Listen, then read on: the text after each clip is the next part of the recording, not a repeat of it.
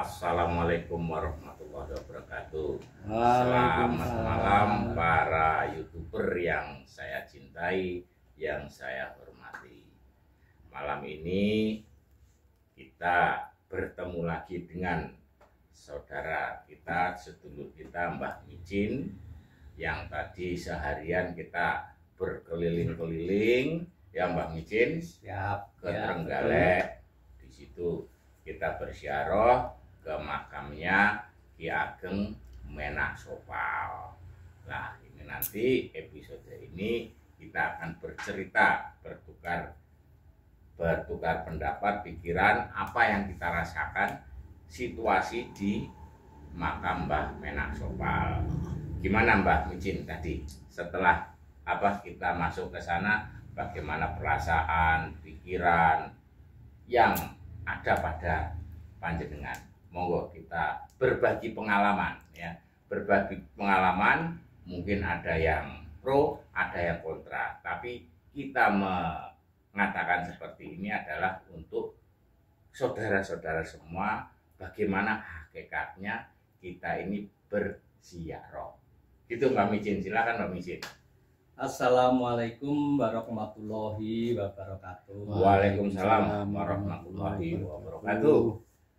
Selamat malam pemirsa channel Desa yang saya cintai. Pertama-tama kita tadi memang sudah keliling kemana-mana dengan Mbah Uji dan rekan-rekan yang lain.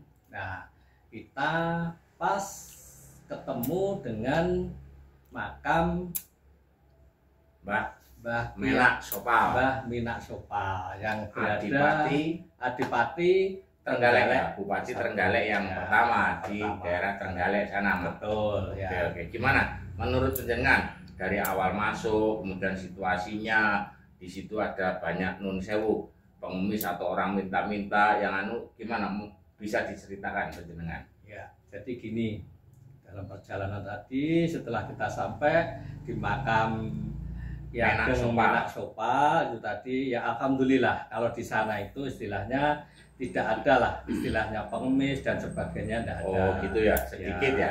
Atau mungkin padahal ini tadi hari Jumat ya. Ya betul, pada hari Jumat tapi tidak ada istilahnya orang minta-minta di sana, tidak ada. Memang di sana itu cagar alam, cagar budaya yang dilindungi oleh pemerintah daerah yang sudah diperdakan tahun 2011 kalau salah. Undang-Undang nomor 11. Ya, itu. Tahun 2010 ya, kita lihat. Ya, betul itu ya tadi Pak ya. Ya memang mulai dari masuk itu aura mistisnya itu sudah terasa sekali. Terasa sekali. Betul sama. Ya, sudah terasa saya sekali. Saya juga merasakan hal itu.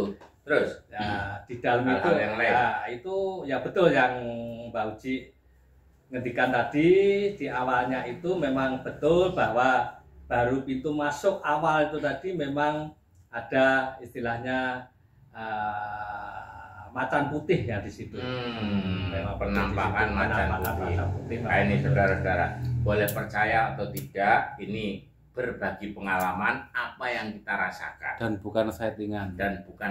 Betul, real. Betul, ya. Ya. Jadi penampakan gitu Pak ya? Iya, memang ada penampakan. Jadi memang betul di situ ada penampakan itu. Terus yang penjenengan rasakan, penjenengan lakukan, melihat dengan penampakan itu apa penjenengan itu sebelumnya istilah membacakan wirid atau doa atau gimana kok, atau tiba-tiba si macan putih itu menampakkan diri? Ya memang Pak, kita belum, karena kita baru mau masuk ya. Itu memang disambut dengan itu. Istilahnya kayak penjaganya situ gitu loh Pak. Kalau kita itu bisa menerawang, bisa komunikasi dengan batin, itu memang kelihatan sekali. Itu kelihatan sekali. Suatu hal, tidak semua orang memang pengalaman kita di berziarah ke makam, masing-masing individu biasanya punya pengalaman sendiri-sendiri. Ya, terus setelah masuk di dalam gimana? Setelah masuk di dalam tadi udaranya memang sejuk sekali. Enak. Lokasinya rindang dan ada pendopo di situ juga ada. Jadi kita bisa istirahat di situ sambil kita mendoakan arwah yang kita datangi di situ. Ya betul. Jadi ya, kita datang ke makam itu bukannya sirik, itu tergantung orang yang membacanya. Ya, itu kalau kita tujuannya di situ itu mendoakan, itu bagus. Bagus kalau kita mendoakan, itu bagus. Itu memang sunnah Rasul. Ya. Kita diwajibkan mendoakan arwah-arwah yang sudah tiada. Nah, itu.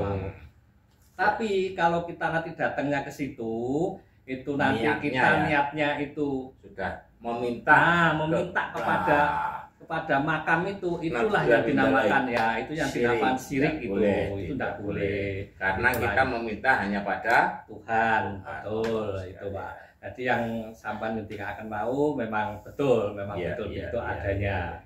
Memang betul itu. Terus situasinya jadi pendopo ada di situ, ada pendoponya, itu berarti perhatian Pemkot atau Pemda Trenggalek betul-betul memperhatikan cagar budaya dari makam yang Menaksoval itu Pak ya. Betul. Alhamdulillah. Ya.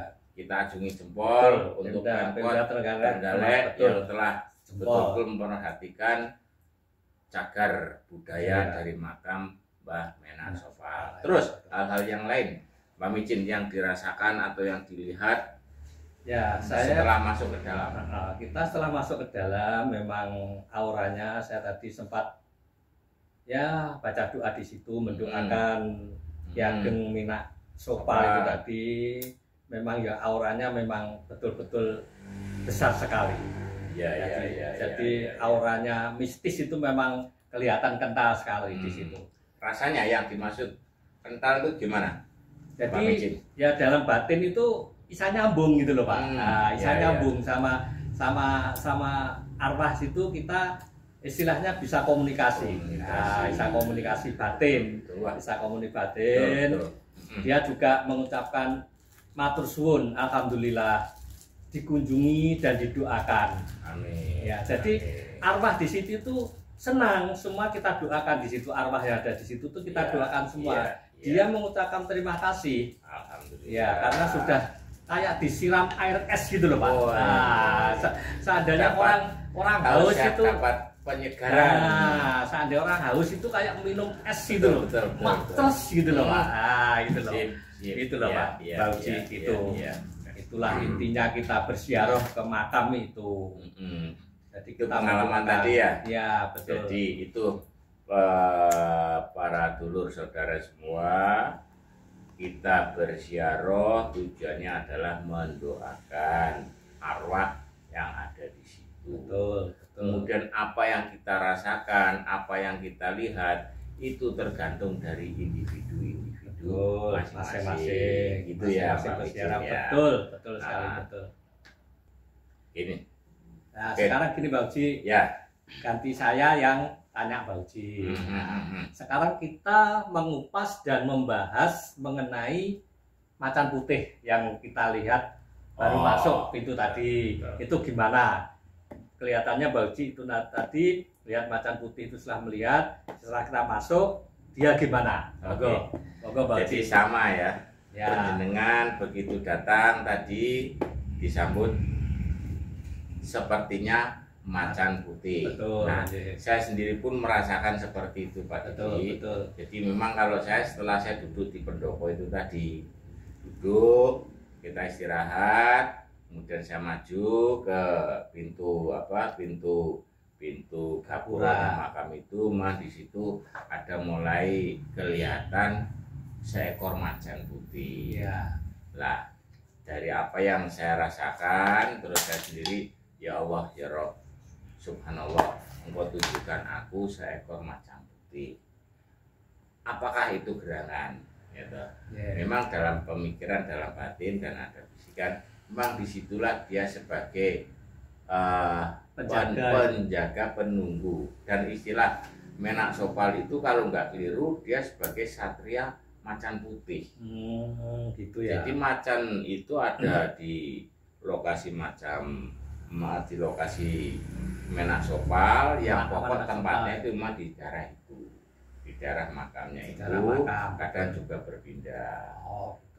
Jadi macan putih itu fungsinya di situ adalah juga penjaga, di mana mungkin menyambut para tamu yang bertujuan baik.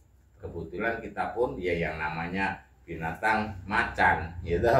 Kita datang dengan baik, insya Allah akan disambut dengan baik. Disambut dengan baik ya. Apabila kita datang misalnya dengan niat yang lain, si macan itu pun mungkin akan berpenampilan atau menampakkan hal yang lain. Beda ya, betul. Ya, kemudian yang saya rasakan juga selain dari macan putih tadi, beberapa aura di situ. Masing-masing masing-masing tempat itu akan berbeda-beda rasanya.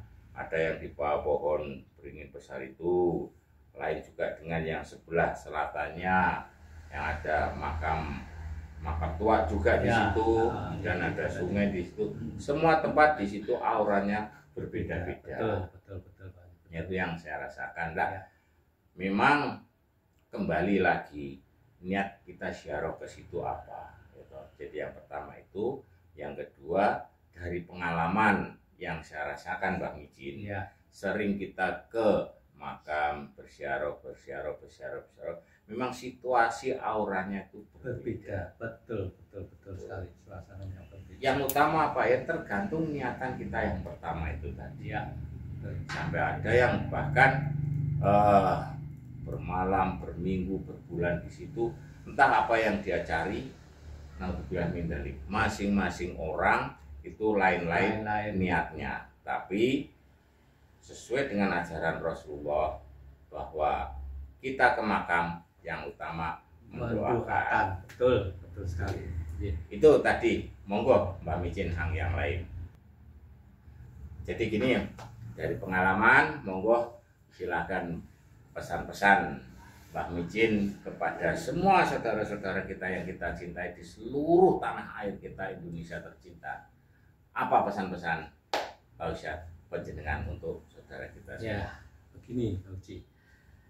Yang jelas pesan-pesan dari saya yaitu yang penting di makam itu kita jangan meminta, tapi kita mendoakan. Betul. Ya, itu. Yang kedua, kita mendoakan itu seperti mendoakan kedua orang tua kita. Betul. Nah, jadi kita ya terutama memang betul. kedua orang tua kita. Itu yang paling utama, kita mendoakan kepada orang tua dan leluhur kita. Itu yang penting itu. Oke, monggo Mbak Cid teruskan. Oke, jadi itu para YouTuber semua, pembicaraan kita sementara sampai ini. Wassalamualaikum warahmatullahi wabarakatuh.